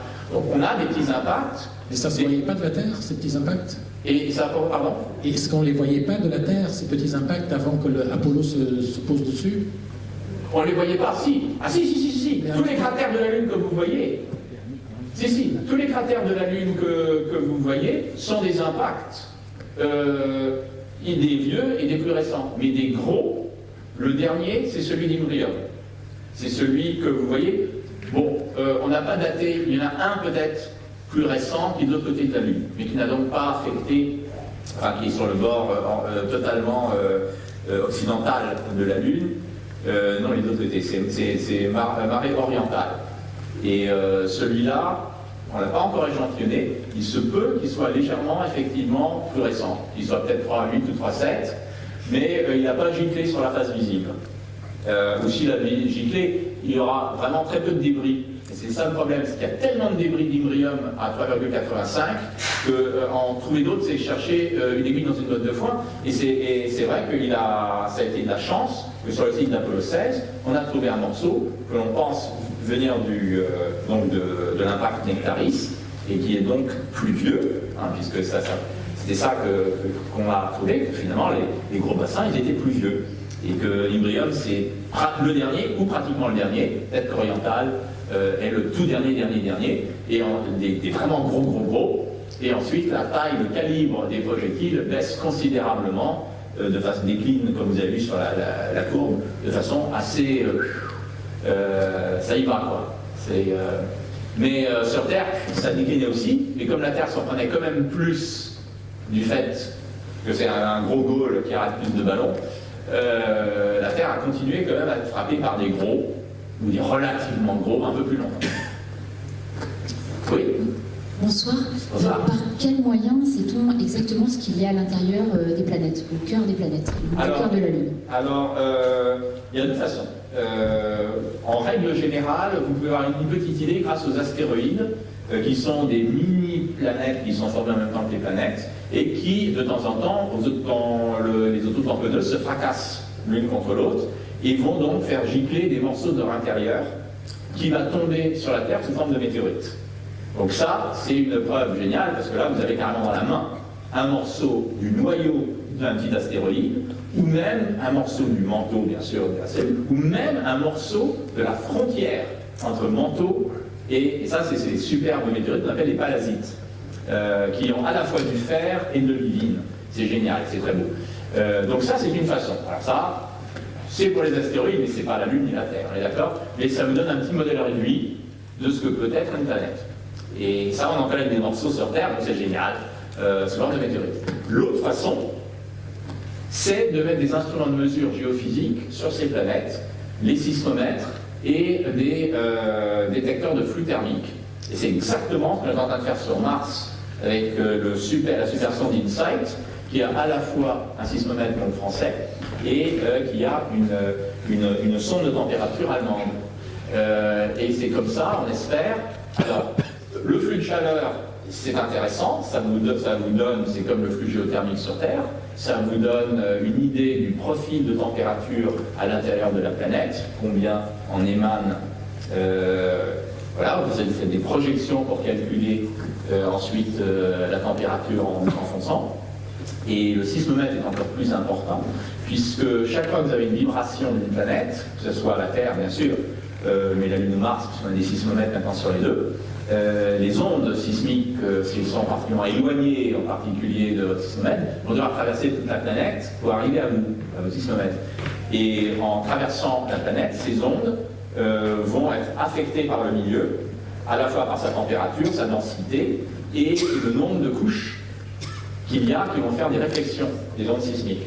Donc les ondes sismiques vont être réfléchies, réfractées, ralenties, accélérées, ça devient plus dense, ralenties énormément si c'est pâteux, si c'est visqueux, vous avez les ondes de cisaillement vont disparaître complètement, alors que les ondes de compression vont continuer. Donc vous avez, alors là ce qui est génial, il faut des tremblements de terre, ou de Lune ou de Mars, sinon vous ne pouvez rien. Voilà, la Terre c'est génial, il y en a tout le temps. Donc on a une bonne idée de l'intérieur de la Terre grâce à ce système. Sur la Lune, ah mon Dieu, il y a pratiquement, ça bouge à peine, il y a des petites vibrations à l'intérieur de la Lune, surtout sont dues aux marées, etc. Mais il y a 10 milliards de fois moins d'énergie relâchée par la Lune que par la Terre. 10 milliards. Donc j'avais fait en pourcent, ça faisait du 0,001% de l'énergie. Donc on a, et là sur la Lune on n'a pas grand chose. Suffisamment. Alors ce que vous pouvez faire aussi, vous pouvez tricher. Ce que font les astronautes Apollo, ils bombardaient la Lune avec les étages fusées des vols Apollo. D'abord avec l'étage de remontée du LEM, une fois que les astronautes étaient passés à bord de la cabine Apollo, ils relâchaient l'étage qui ne leur servait plus à rien, ils la relâchaient sur la Lune, en visant pas trop loin du sismomètre. Parce que c'est un petit impact, ça n'est pas... mais comme ça on connaît un peu les couches près du sismomètre. Et puis avec l'étage fusée qui a vide le SNB, il devait faire plusieurs tonnes quand même, enfin Déjà, la coque du LEM, c'est 2 tonnes à vide. Donc déjà, vous bombardez avec 2 tonnes. Avec le gros étage que vous avez propulsé vers la Lune, alors ça devait faire bien du 20 tonnes ou plus, hein, avec les moteurs, oui. Donc voilà, vous pouvez faire des sismes artificiels, si voilà, c'est marrant. Sur Mars, pour le moment, avec InSight, il fonctionne très bien, le sismomètre, mais il n'y a rien qui se passe. Il a jusqu'à... Preuve du contraire, parce que je n'ai pas eu les dernières nouvelles, mais il n'y a eu qu'un seul sisme détecté, très faible, et plus ou moins local. Et on est un peu attristé, parce qu'on aimerait avoir un peu plus, que ça secoue un peu plus, pour en savoir plus. En tant que géologue, quelle partie de la Lune auriez-vous aimé qu'on explore, là où n'ont pas été les astronautes, qui se sont contentés à la bande équatoriale. C'est ça. Est-ce qu'il y a des zones plus intéressantes? Oui, alors en ce moment, ça ne me fascine pas plus que ça, mais c'est le pôle sud de la Lune, et ça on en parlera lors de la dernière conférence qui intéresse beaucoup les chercheurs pour plein de raisons, les cratères d'impact près du pôle sud, mais parce qu'en particulier il y a un gros, très vieux bassin d'impact, très gros, qui chevauche le pôle sud et la face cachée, qu'on appelle le pôle sud Aitken, qui fait presque 3000 km de diamètre par rapport aux 1500 des autres grandes lunes, des autres grandes mers. Bon, mais j'irai pas là. Comme moi j'aime les volcans, j'aimerais revisiter le fabuleux chenal de lave d'Apollo 15. Ça, il vaut le détour d'y retourner. Surtout maintenant qu'on connaît un peu, on pourrait mieux l'explorer. Donc moi je serais partisan de retourner à un endroit où on est déjà allé pour faire mieux, parce qu'on a déjà fait une reconnaissance. Mais à un endroit vierge, alors là, les Marius Hills, qui sont en bordure de l'océan des tempêtes côté ouest, côté gauche de la Lune, il y a un petit groupe de dômes volcaniques, donc visqueux, un peu comme les puits de Dôme en Auvergne, une petite ribambelle de petits volcans. Ça, ce serait sympa. Alors, ils sont très émoussés, ils sont cartonnés par les impacts d'astéroïdes, tout ça. Mais ça, ce serait plaisant. Et juste à côté, il y a un superbe complexe cratère d'impact, chenal de lave à côté, qui est le plateau Aristarque. Qui a à la fois le cratère Aristarque et le cratère, c'est Ptolémée, je crois, qui est juste à côté, j'ai oublié. Et ils sont magnifiques. Et voilà. Donc ça, ce serait mon... Allez, j'irai à Aristarque, ce serait mon premier choix. Je vous remercie pour votre présentation intéressante et j'aimerais bien savoir s'il faudrait explorer d'autres zones de la Lune. D'autres zones de la Lune qu'Apollo, ce qui est dit là, est-ce qu'il faudra approfondir sur les minéraux et les fissures de roches? Oui, ben, je dirais un peu pareil à ce que je viens de dire. Je dirais plutôt donc, les autres endroits avec des volcans possibles, ça ce serait intéressant. Des endroits plus jeunes, parce qu'on sait, ce qui est intéressant, c'est quand même dater un peu le volcanisme lunaire. Pour le moment, les roches les plus jeunes rapportées basaltiques font 3,2 milliards, mais on sait qu'il y a plus jeune sur la Lune, que les éruptions ont duré plus longtemps. C'était sur la fin, c'était que quelques éruptions à la fin.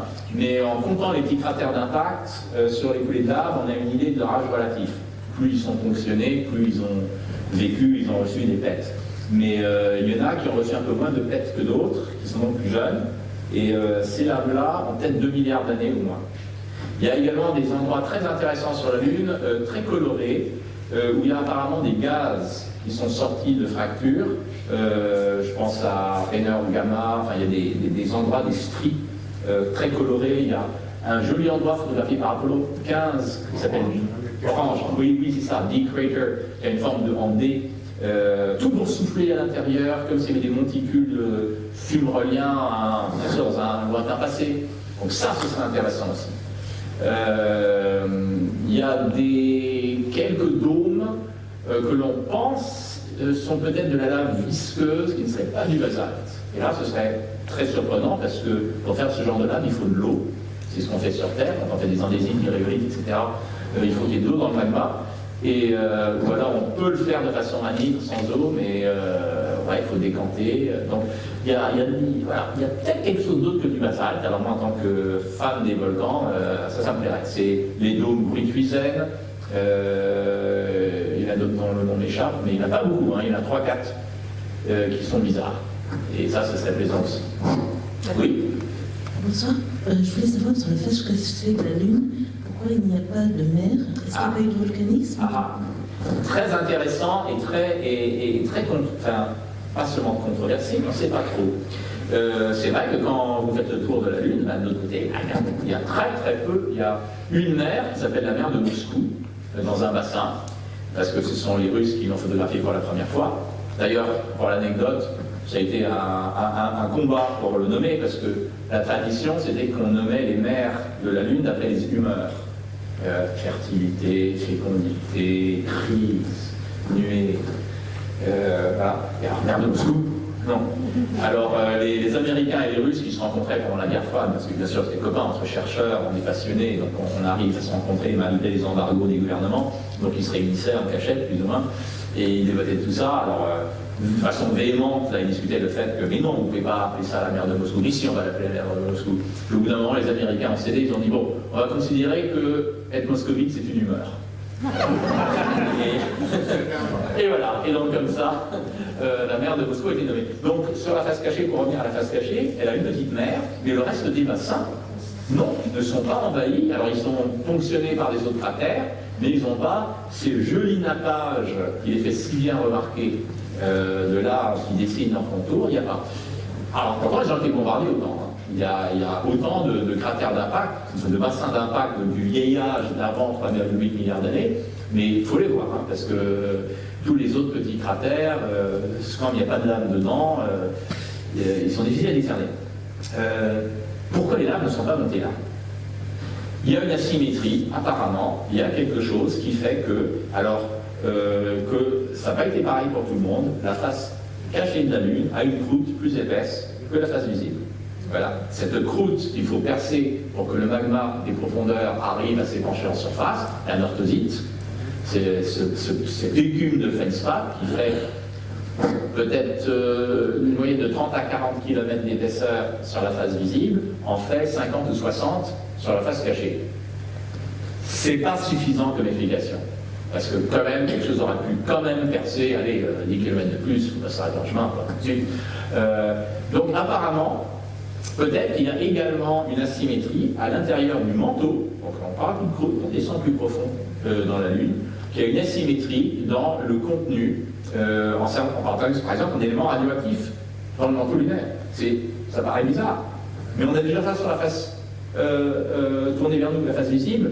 Il y a plus d'uranium, et les laves sont plus jeunes côté ouest, où elles font 3,2 milliards d'années et elles sont plus riches en uranium, etc., quand on regarde les cryptes et ces basaltes-là, que sur la face droite, la face orientale, où les laves font que 3,7 milliards d'années, puis ensuite ça s'est arrêté.